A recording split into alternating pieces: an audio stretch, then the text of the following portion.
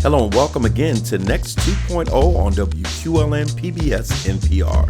Next is produced by the Public's Voice Media. I'm your host, Marcus Atkinson. If you want to know more about Next 2.0, you can go to Facebook and like the page. You can follow us on Instagram at Next 2.0 Erie. There you can keep up with upcoming show promos, events, and clips about what's next for our communities and our democracy. Thank you so much for tuning in. Climate change is a real thing. It is something that is hotly contested amongst the constituency. You talk to a person who votes for a certain group, they say one thing, the other group says another. I think that from a scientific standpoint, though, we all have to acknowledge that there is something going on that needs to be addressed.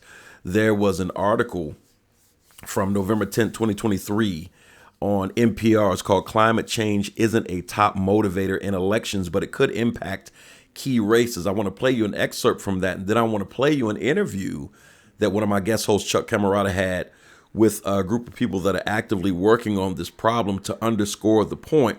And I thought it would be very educational to you, given that this was an issue that is on the table, although not properly acknowledged by all. So first, let me start with this clip from NPR. And I think that this will set the stage for the interview that Chuck is going to have. Take a listen. There is overwhelming scientific consensus that climate change is driven by human activities, primarily burning fossil fuels. China currently produces the highest carbon emissions globally, followed by the United States and India. However, the US is by far the largest historical contributor to climate change and has significantly higher emissions per capita. When Republicans do push for climate action, they say the focus should be pressuring China and India to clean up their acts. Most GOP platforms also call for increasing domestic energy production by expanding nuclear power and natural gas, while continuing to rely on fossil fuels. However, they oppose the Biden-era regulations and subsidies that incentivize clean energy production and electric vehicle manufacturing. Biden and his supporters have hit the campaign trail touting those investments made in the Inflation Reduction Act, which, despite its name, is a massive climate law that aims to encourage a transition to clean energy. Still, some Democratic-leaning voters say Biden has not done enough to curb emissions. By and large, climate is not a driving force at the macro level of American elections, but it's an issue at the top of young voters' minds across party affiliations.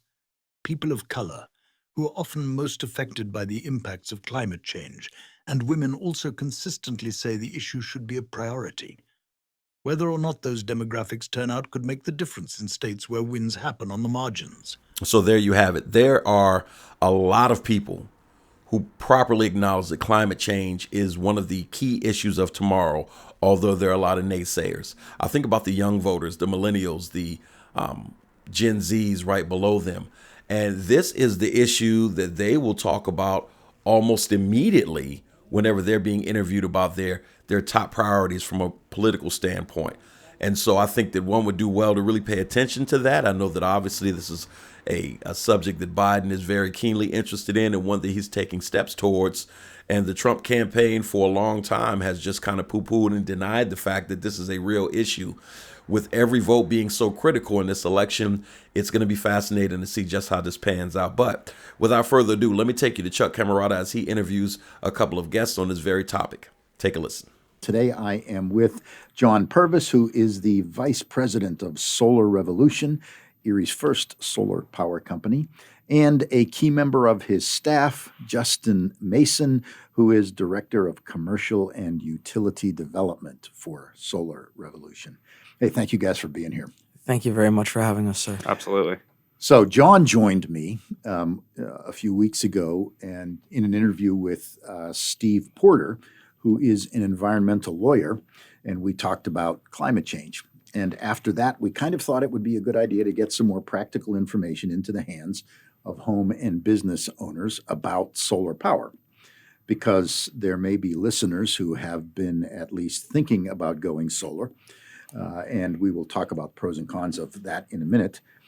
And because it appears, guys, at least to me, that much of what gets passed around out there in the mainstream, in the media, is unreliable in terms of the truth of solar power. And so what we hear is that solar power is unreliable and it's hard to run and maintain and it's too expensive to make practical use of. And I want to talk about that so that people can think about solar power free from propaganda that kind of supports or shills for the status quo of continuing to just use fossil fuels for energy. A status quo that, from my perspective, is doing damage to the community and to the planet and is making it a difficult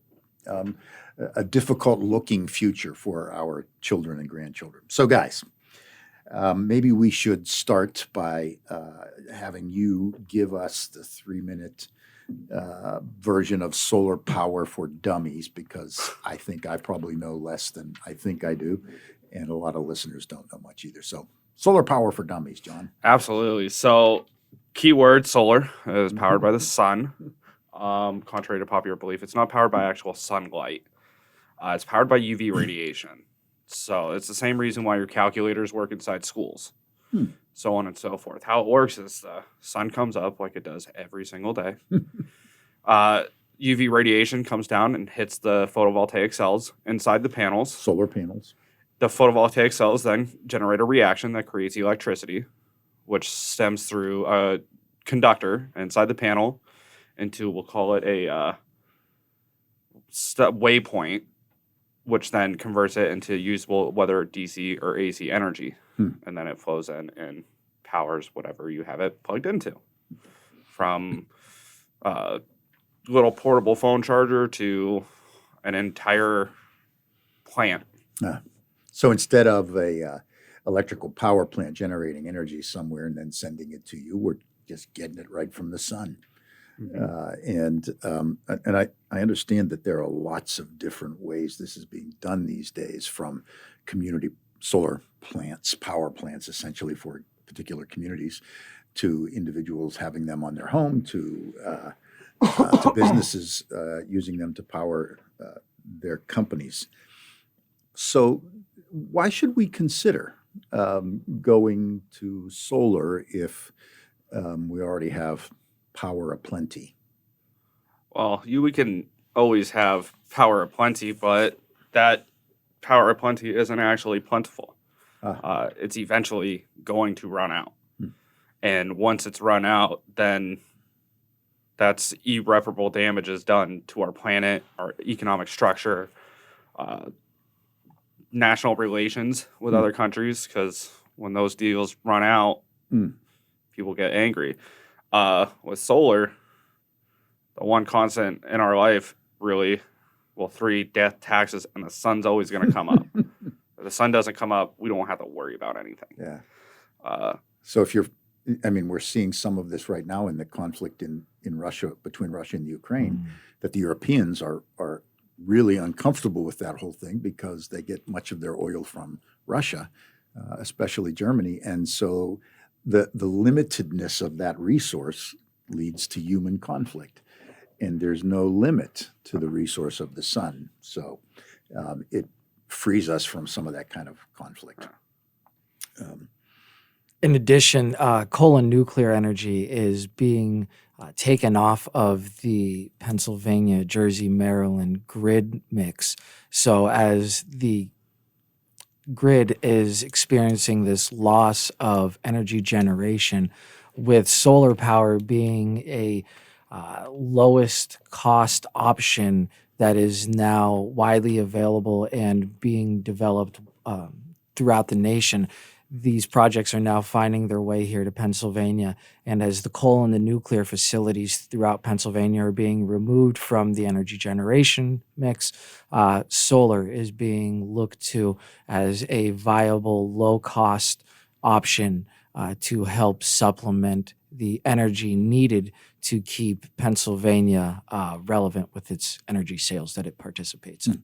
Yeah, and like we even see that Amazon, the massive conglomerate they are planning a $500 million solar array down near basically the center of the state. In PA. Yeah. So I understand why coal is being sort of phased out. There's less of it, for one, but also it's a very dirty way of generating power. What's the deal with nuclear? You're gonna have to tell me a little bit more about why we're phasing that out. It's just that the facilities are aging, and instead of developing new nuclear facilities due to the high cost, solar being the most affordable cost option, as solar is becoming more affordable every calendar year. Solar is being turned to and is being adopted and developed, and more plans are being made even at this very moment, as there is $14 billion of projected development for the Pennsylvania state alone, currently on the PJM Cool. What's the PJM? Pennsylvania, Jersey, Maryland queue is a submission point for energy generation projects for development in the state of Pennsylvania. And that queue has to have submissions made to it for the projects to be okayed, because the Pennsylvania, Jersey, Maryland grid system has to determine whether or not a mass of energy can be put in at a certain point on the grid without causing further complications down the line. Okay. What are some of the implications of solar power for the grid?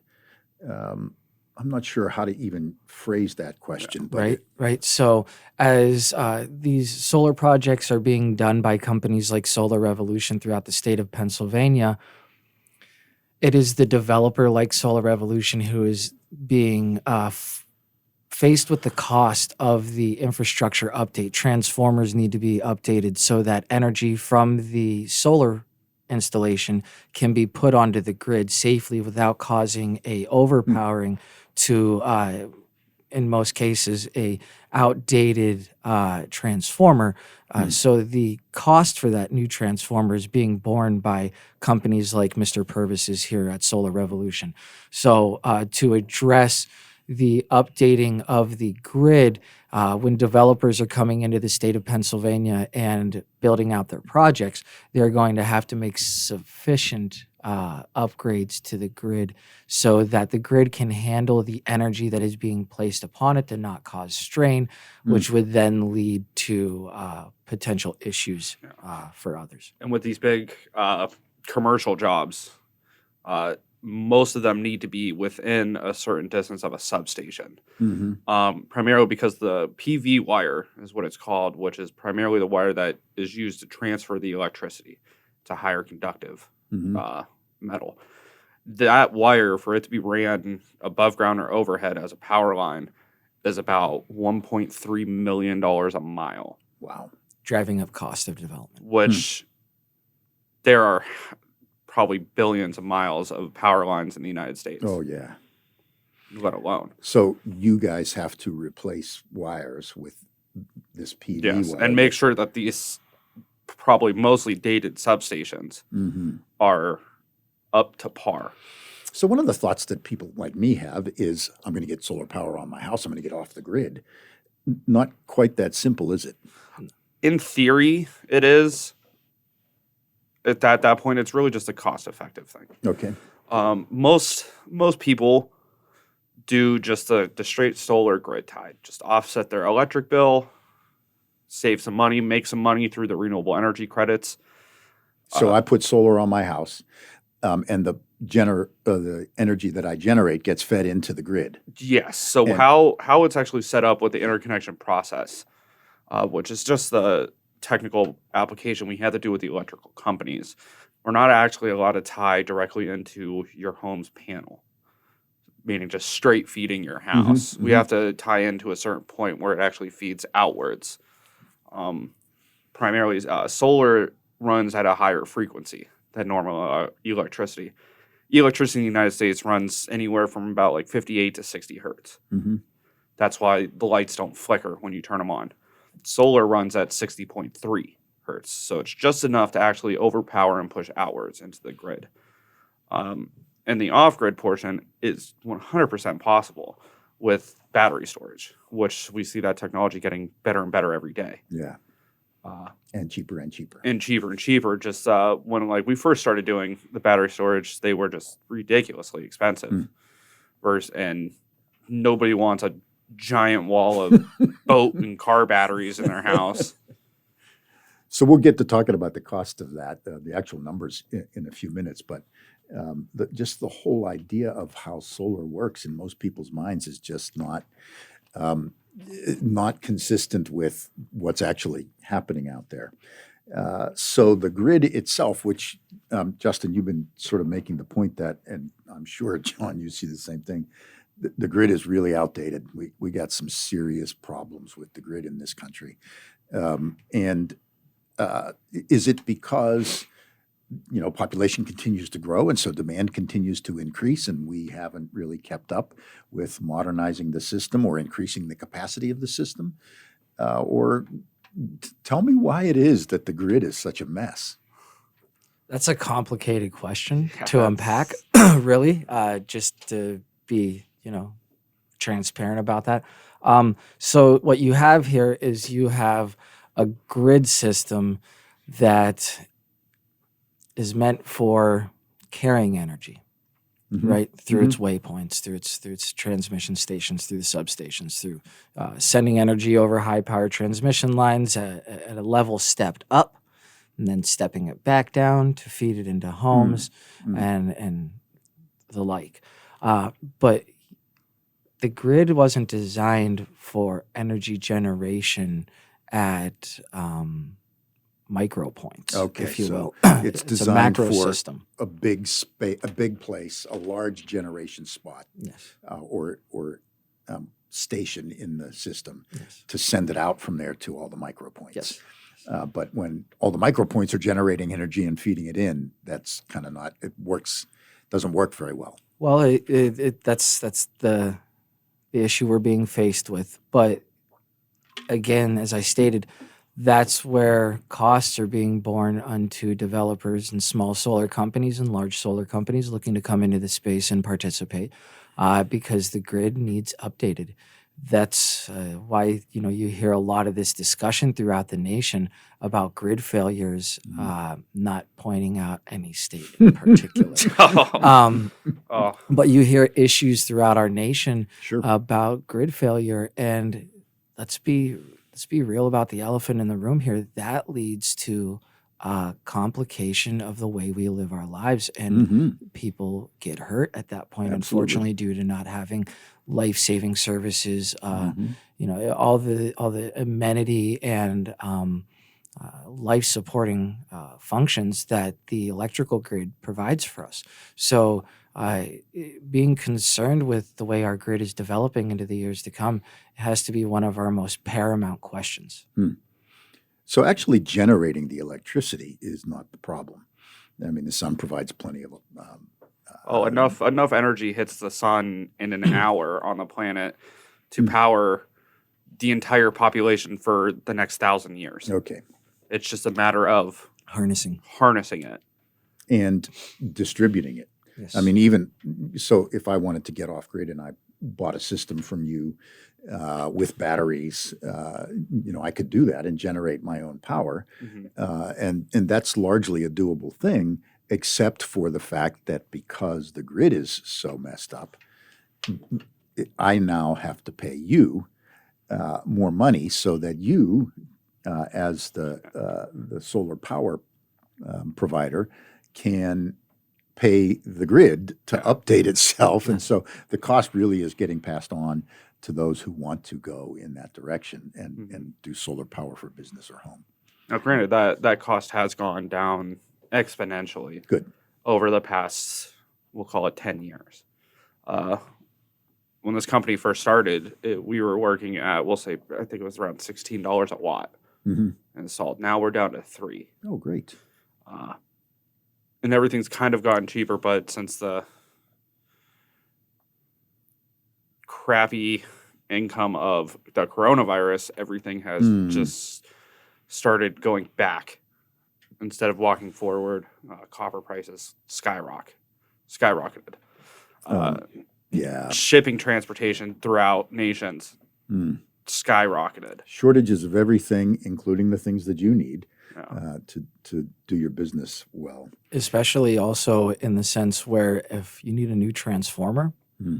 you may have a 2-year lead time until you can obtain that transformer for your business because you want to put in EV charging, right? Now you need a transformer here and you need EV charging infrastructure, but all of a sudden you call up your utility and you say, hey, I need a larger transformer for a larger load and I need some infrastructure for charging my vehicles. And then you face a delay from your utility because the components necessary are experiencing a supply chain issue.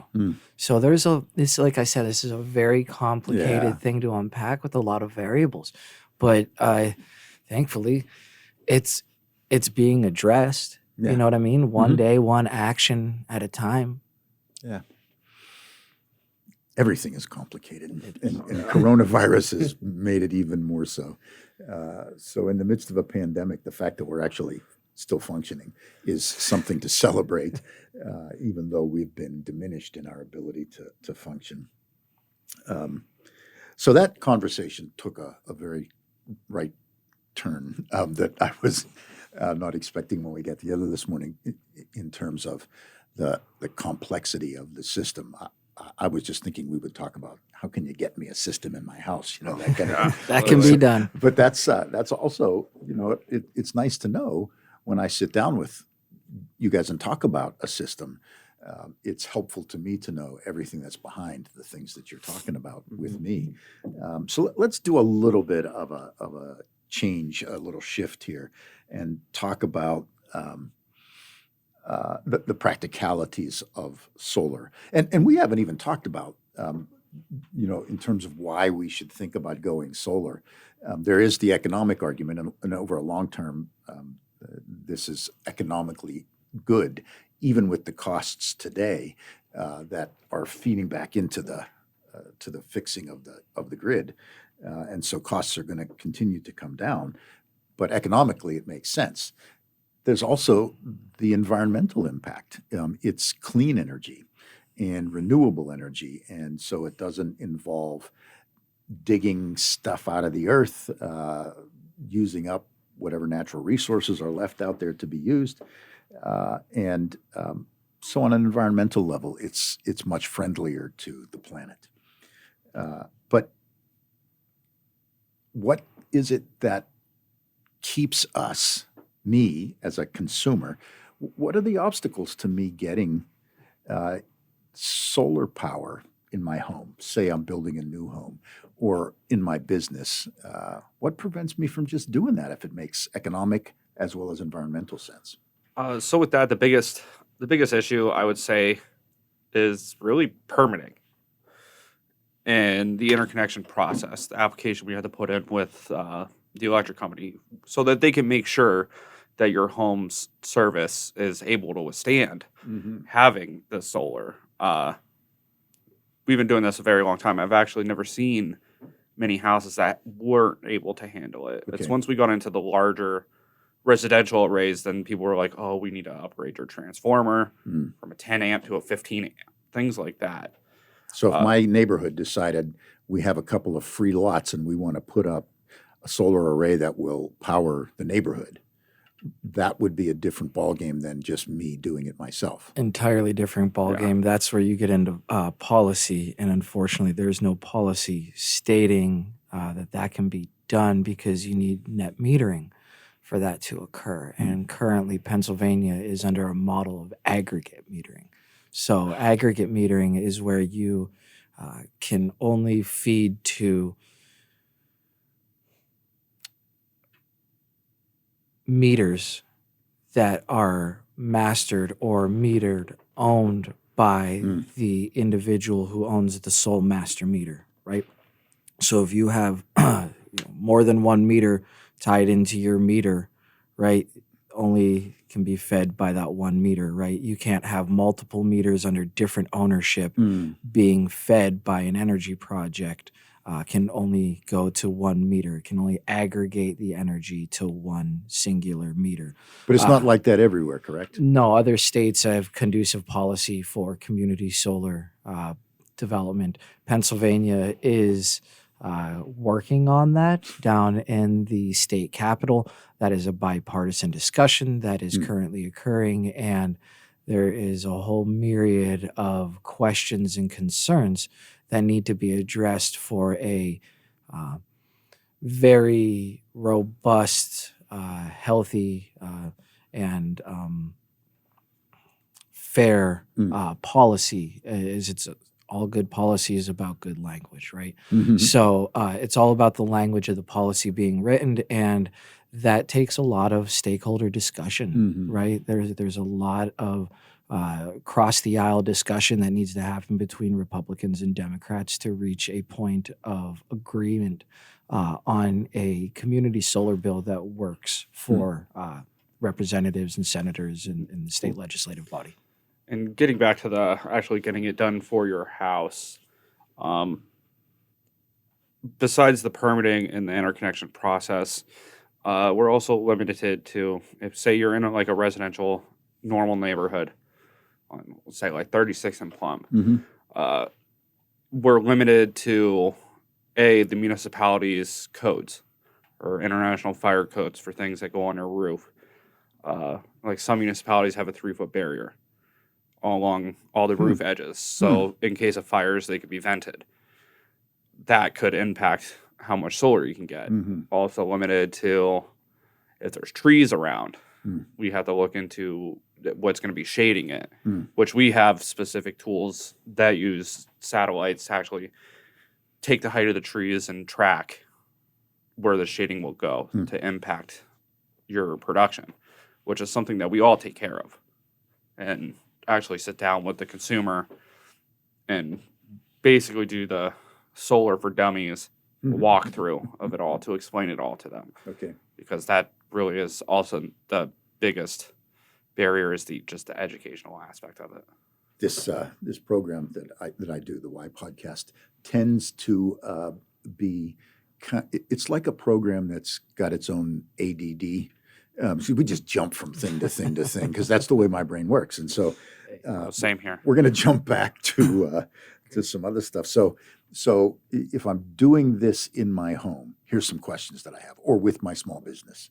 What happens when it's nighttime, or we have huge, like we do in Erie? Did you know that Erie is one of the 3 cloudiest cities in the country? Yes, sir. Well, you would in your industry, and so. Pittsburgh, Erie, and Seattle are the cloudiest cities in the country. Don't ask me where I got that from. But if that's the case, well, how am I got no sunlight on those days. I had no sunlight at night. So how can I compensate for that? Or does that mean that my system just can't work in a place like Erie? Absolutely not. Solar can work here, Seattle, Pittsburgh. I'm sure Seattle probably has a lot more renewable energies there. But even with, like I said, how solar's powered by UV radiation, UV radiation is going to go through those clouds. There's been a couple different studies actually done with stating you could put the exact same array in Erie, Pennsylvania at the same degree, same angle as you would one on South Beach in Miami. And it would produce about 80% what it would in Miami. Clearly, Miami has a higher UV index than Erie, Pennsylvania. But so you still produce even with cloudy days, and you will continue to produce even with cloudy days. You can produce with an inch or 2 of snow on your panels. You start getting up into like the 5-6 feet of snow that we get. Have recently had, yes. You have recently had. You're not going to produce pretty much anything. Okay. Now, come nighttime, you're not really producing anything. If you are, it's so minute that the actual processors can't take it in and register that it's doing so. There have been a couple advancements in the industry where people are actually going for what they call negative solar panels, which would actually collect more energy at night than they would during the day. That's a discussion we'll have to have at another time because I want to know about that. Yeah, that's a real cool aspect. So clouds and snowfall, generally speaking, don't prevent the generation of energy from solar panels. It just limits it a bit, but still pretty much generates everything that you would need. Yeah, thankfully the PV industry has increased in its efficiency on its panels steadily over the years and will continue to. As panels, when I first started with the company back in 2017, were being installed at about 325 watts, maybe even 275, and now we're looking at 425. We're 485. 485 to almost 500 now. So efficiency is really what's helping to drive this gap issue of low solar radiation or irradiance, as it is said inside the industry. The solar irradiance levels may be lower here, but the efficiency is improving, making it so really solar is truly a more viable option here, as solar even works in Ontario to the north of Erie, and they get with short days. Stations. Yeah, exactly. That's just it. And they even get less sun up there, and it works in Germany, which gets even less sun than Erie. So with it being so tried, true, and tested in these efficiency rises in the technology, solar is becoming a option that is, really cementing itself, if you will, for, continued future innovation. Great. If I want to look into solar power for my home, I would come to Solar Power or Solar Revolution, ask you to talk to me about it. You'd come to my home, you'd evaluate through the satellite thing and let me know the viability for my house and how much I can generate and all of that stuff. And then you'd develop a proposal for me and we'd talk about getting it done. Another question that I would have as a home or business owner is, okay, cost-wise, how is this compared to the amount that I spend right now for energy? And economically, why would I make this change? So financially wise, you're looking at, we'll call it about an 8-year payback. Okay. 8-year break-even point. So the energy that you actually produce makes you money. Goes into the grid. Which then offsets your electric bill. And it doesn't just offset your actual kilowatt hour, which that's what you're primarily billed from, which if you look on your bill, it's somewhere like between 4 to 6 cents. But then what also goes away is all the fees that comes with it, the transmission charge, the distribution charge, the generation charge that comes from third-party people. So you also lose that. So in theory, instead of your kilowatt being 6 cents, it's actually 14, 15, 16, which then you're producing energy, so that's free to you. And then you get a 1-for-1 rating on it all the way up until you reach however much you used. And then the rest of that can either be bought back from your electric company or credited to your account. Now, I don't know anybody who wouldn't want to get a check from their electric company. And in about those 7 to 8 years, you're receiving back all your initial investment into it, whether it be $2,000 or $1 million. It's right around the same period. And then now you're making money on it for 25 years. So let's say that I do engage with Solar Revolution to put a system in my home. For the first 8 years or so, I'm still paying my utility bill. No, so you wouldn't have a utility bill. Okay. If we were able to get you 100% of your usage. So I would just be paying you for the system over those years, but not paying for the energy because I'm making the energy myself. After the system is paid for, then I am making money because the system or the grid is buying energy from me, essentially. Yeah. So I always tell people to look at it kind of like an investment. Yeah. As you would, you're buying a new car. That car depreciates its value as soon as you drive it off the lot. And then what? Normal car payments are 7 years, we'll say. Yeah. So if I pay for a car for 5, 6, 7 years, Yeah. after that, You can't really sell it for anything. But your solar array is always going to be making you money. nice. And it's also through the electric companies buying back your energy. And then there's also things called the renewable energy credits, which is kind of just the dumbed down version of incentive for just having the solar and just producing it. And that's money that comes directly into your pocket. Do we have any of those incentives in Pennsylvania? Yeah, state renewable energy credit is what John's talking about. Okay. Right now they're at about, I would say, $40 per rec. One megawatt. So that's every time you produce a megawatt of energy from your solar installation, you get paid $37 for that. So how much energy do I produce? How long does it take me to produce a megawatt? Every system's different because of the size, right? Mhm. But you get paid this SREC so many times for however much energy you generate that meets that megawatt.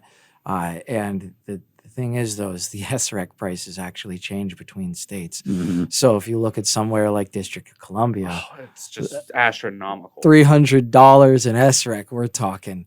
So that means 10 times what we're doing. exactly, right? So any politician that sits down in our nation's capital that owns solar on their roof has a very robust return on investment for their state renewable energy credits inside the District of Columbia. Yeah, instead of it being 7 years, it could be 3. Yes, 2. yes. Nice. New Jersey, the same. Now, not to say Pennsylvania wasn't, really strong with this market at one point. When the SREC market first began in Pennsylvania, we had very, very, very healthy SREC credits happening here into the tune of multiple hundreds of dollars, right?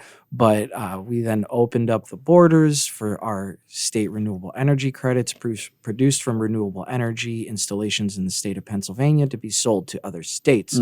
But here in about, I think that was 2017 or 2018, we closed those state borders, which then re-strengthened our SREC values in the state of Pennsylvania, and they went from being about 75 cents a piece when I first started with Solar Revolution in 2017 to being valued, like Junior just said here, about $37 to $40 an SREC right now, which is, a great leap.